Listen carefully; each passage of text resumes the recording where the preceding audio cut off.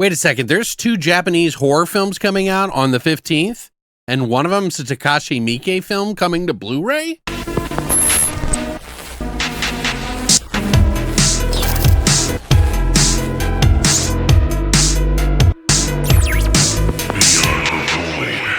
What's up, guys, and welcome back to Beyond the Void. My name is Alex, and today we're going to be doing 2 releases that are coming out, physical releases on Blu-ray, from SRS, Cleopatra, and MVD Entertainment sent these out to me to check out, review, and unbox and show you guys so that you guys know that these things exist.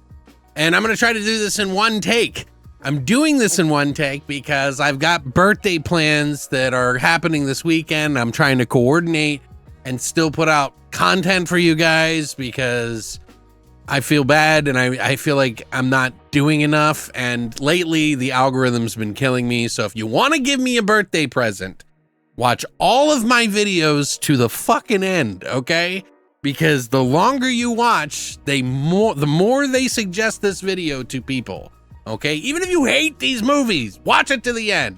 It'll be the greatest birthday gift ever, okay? And just do that for the rest of the year. I mean, as a great birthday gift to me. Anyway, so this is gonna have a few errors in it. I'll probably have a few things that I didn't say right, but I wanna get these films out to you because I don't wanna take too long. 2 of these are from Japan. One of these is from Takashi Miike. I'm gonna kick it off with that one first. It's a movie from 2021, and it's called The Great Yokai War, basically 2 Guardians. Which, if you can see there's like a Daijman character looking guy on the front. It's not him, but there is definitely kaiju in here. In fact, they call it yokaiju, which I thought was kind of interesting. It's probably something as simple as like the language, but to me, I know kaiju and I know yokai. Yokai are demons, which they have good or bad.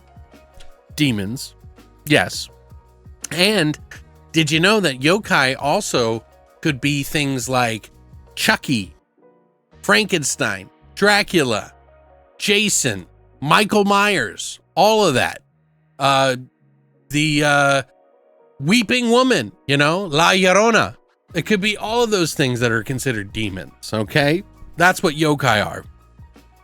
But anyway, I digress. So this is a story that is not written by Takashi Miike. It's Yusuke Watanabe. He did Dragon Ball Z, Battle Gods, and Gantz movies, all the Gantz movies that you've seen.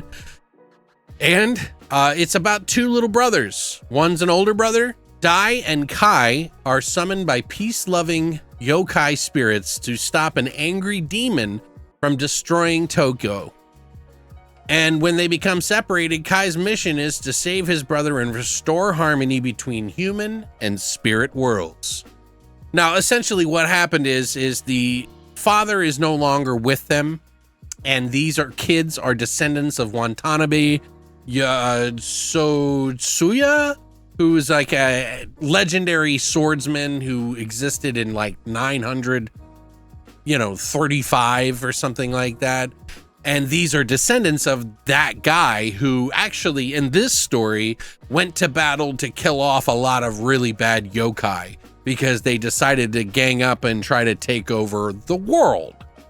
And so this is that story of these kids reclaiming and trying to set things straight because there are some ancient spirits that have woken up, and the division between how Tokyo was created, they kind of go over this thing where essentially when Japan separated from Asia, it was like it could have split in 2, but volcanoes formed them together, and this creature, the yokaiju, that is coming to destroy Japan is gonna split the country into 2, and then everybody's gonna die. So they have to save the country together.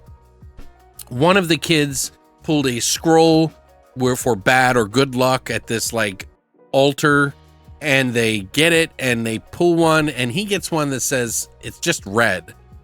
Other ones get like good luck or bad luck, but his is just red, and they think that means he's cursed. And that night he gets pulled into the yokai dimension and sees all the yokai, and they're like, "You're gonna help us save the world." And he's like, "What?" And his little brother sneaks in and then is completely not scared of yokai and is like, "Hey, what's up, guys?" And they think he's the hero. There's more to the story than that, but essentially the little brother and the big brother get split up in their own directions to save the world, try to save the world by being both heroes, essentially. And there is just a myriad of different types of yokai characters and creatures, new ones I've never even seen. They have, like I said, there's Dracula, Frankenstein, and some other ones, and this like big meeting they have in the movie, which I thought was really cool. They have a really great intro to this movie I thought was really fantastic. And, kids love yokai stuff. They love creatures in Japan and stuff. Tokusatsu is just super popular. So just creatures in general is just a huge thing out there. I mean, I'm swept up in it because it just looks so cool. But yeah, there's like a lady with a long neck. There's like a lady with a fox mask, a guy with a huge brain on his head. You can kind of see some of them on here. But yeah, it's one of them goes to try to wake up a god of war, and he looks like Daijiman. I don't know his full name, but it's not that guy, but he looks like him. I don't know. I looked it up to see if there was a difference. And yeah, there's a spirit warrior, and then there's the guy who did the tokusatsu style, like giant guy. But it goes to battle with a bunch of different creatures and stuff like that. And it's a pretty cool movie. I actually really enjoyed this. I would say it's probably like a 7 out of 10. If I don't remember what I gave the other one, but I thought it was pretty good too. I think this is a little bit easier to digest. In fact, I would watch this one before you watch the other one, because I feel like this one has more of a simple story. The other one is kind of felt like if you didn't know about yokai, you were going to be lost. And I felt a little lost. It does look better in some regards in the first movie, but the CGI in this movie is so much better. But it's all like budget CGI anyway, but the original first movie was from 2001. This one is from 2021. 2005, I'm sorry. And this is 2021. So it's been a good 15 years of CGI, and it looks pretty damn good. But yeah, I'd say this is kind of like a fantasy horror film. There are a lot of really cool creatures and stuff in it. Definitely a little bit more kid friendly, but still very cool to watch, and I enjoyed it. There is extras on here. There isn't a ton of them, but I'll go through them after I do the review of the next movie. The next movie we have, which came out in 2024 and is now just getting a release through Cleopatra Records, their movie division, which they've been putting out a lot of stuff lately, and they're stepping up their game as they go. This one's from Japan as well, and it's called The Beast Hand, which The Beast Hand is kind of a convoluted story. Like, I have, what it's supposed to be on the IMDb, which doesn't really make a lot of sense. I'll read the back of this because I think it might be better. Usamu, a Japanese day laborer, is forced into a lifestyle of crime. Unfortunately, when he crosses the wrong gangsters, they punish him with a sword, amputating his left hand in the process. Osama's ex-girlfriend, Koyuki, takes him to an underground doctor deep, dark in the bowels of the city to attempt a transplant. But the new hand has a mind of its own, much to his dismay of the gangsters responsible, as Osamu pursues his vengeance or revenge, which is much better than the one on IMDb, so I'm glad I read that one. Story-wise, concept, I guess, would be pretty much like a 6.5, maybe a 7. Acting-wise, talking, I don't know, maybe a 6, maybe a 5. The movie, super slow. There is some gore in the film, and there is some exploitation in the film, including sexual assault to his ex-girlfriend. who one of his friends does in front of him, which is just wonderful. But, you know, not uncommon for some Japanese movies that I've seen. In fact, that seems to be quite the thing sometimes. But this is trying to go to those old school days anyway and kind of do something kind of different. I think they were trying to go for sort of like anime versus or manga versus like that old style. But for me, it was just super, super slow. I was not liking any of the characters, the bonds that they create with each other, including Osamu and his girlfriend. Didn't really buy it or care that much, unfortunately. I was hoping for like this really amped up kind of thing, and I get it. You know, like sometimes these movies, they like to do, hey, this is what it's like to have a really bad relationship and go super ultra realistic with it and show all the flaws. And sometimes that works in a movie, especially if you're trying to do that exploitative nature to show just how fucked up the world is. And I get that, but this really didn't pull it off for me.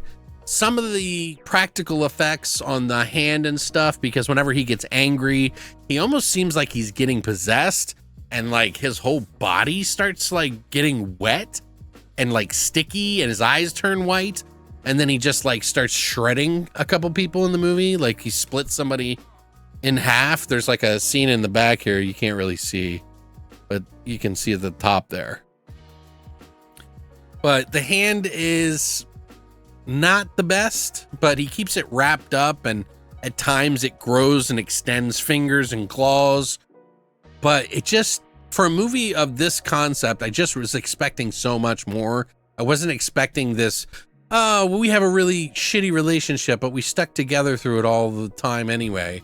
So when the movie ends and it kind of goes in a tropey sort of direction, and someone survives out of the whole bunch, it just kind of doesn't impact me as much as I wanted to, because I didn't really care too much about the characters.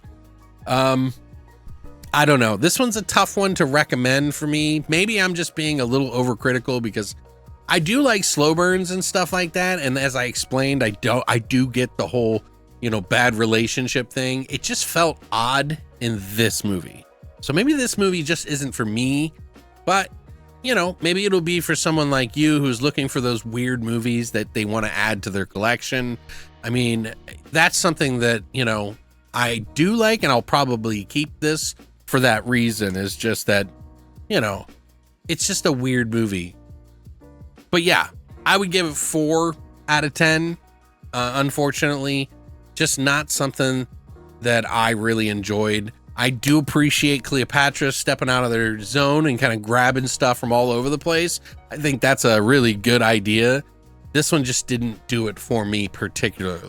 What else? We got extras on these, which I'll pull up another screen for you guys. So it is on sale for $21.20 here on MVD. So if you want to pick it up, this is the Great Yokai War Guardians.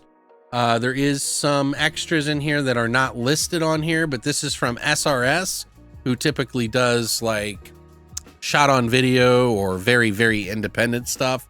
They got the trailers, the slideshow, the English subtitles. And when I say trailers, they have all their trailers from that company, and there's a lot of them that are very in line with this one.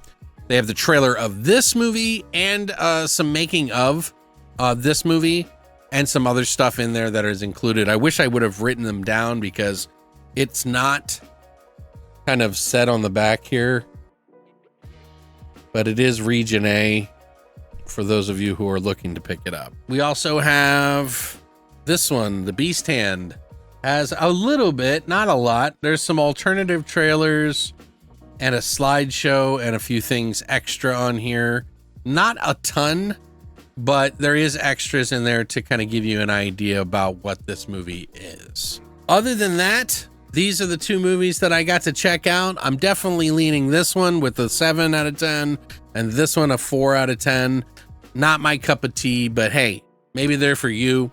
Thank you, MBD, Cleopatra, and SRS, who's stepping up their game now with this.